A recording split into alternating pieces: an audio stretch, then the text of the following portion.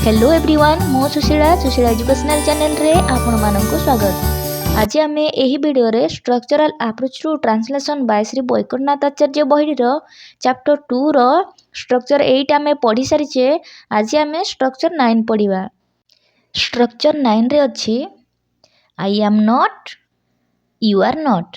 I am not माने मो नुहे, यू आर नॉट माने तुम्बे नुह। साधारणतः नुहे अर्थ रे नॉट यूज करा जाई थाए। एग्जांपल मो जणे छात्र नुहे, तुमे जणे बुढ़ा लोक नुह। टी स्ट्रक्चर एट को मन पकेबा। मो जणे बालक अटे इंग्रजी रे ट्रांसलेट कले कोन होथला आई एम ए बॉय। ठीक तार नेगेटिव सेंटेंस कोन हबो ना मो जणे पिला नुहे बा मो जणे बालक नुहे, ताकू इंग्लिश रे ट्रांसलेट कले हबो I am not a boy. एइथिरो आमे कोन जानले ना भर्ब परे परे ही नॉट बसुची। प्रथमे सेंटेंस गुडी को पढ़ी नबा। मो जणे पिला नुहे, I am not a boy. तुमे जणे छात्र नुह, you are not a student. मो जणे बुढ़ा लोक नुहे, I am not an old man. तुमे जणे शिशु नुह, you are not a child. मो जणे शिक्षक नुहे, I am not a teacher. वर्तमान ओडिया रु इंग्रजी रे ट्रांसलेट करिबा। तुमे गुटिए गध नुह, you are not a Dunki.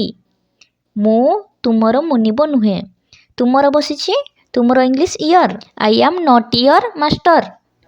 My his her your. Structure number 4 रे पढ़िथिले, तेणु सबु स्ट्रक्चर गुडी को मन रखिले ही सेंटेंस गुडी को ट्रांसलेट करबा सहज होइथाय। तुमे जणे डाक्टर नुह, you are not a doctor. मो जणे भिकारी नुहे, आई एम नॉट ए बेगर। तुमे जणे कृषक नुह, you are not a farmer. मो जणे दुकानी नुहे, I am not a shopkeeper. तुम्भे गुटिए बलद नुह, you are not a bullock. एहा गुटिए कुकिसियाड़ी नुहे, this is not a fox बा it is not a fox. मो जणे राजा नुहे, I am not a king. तुमे जणे रानी नुह, you are not a queen.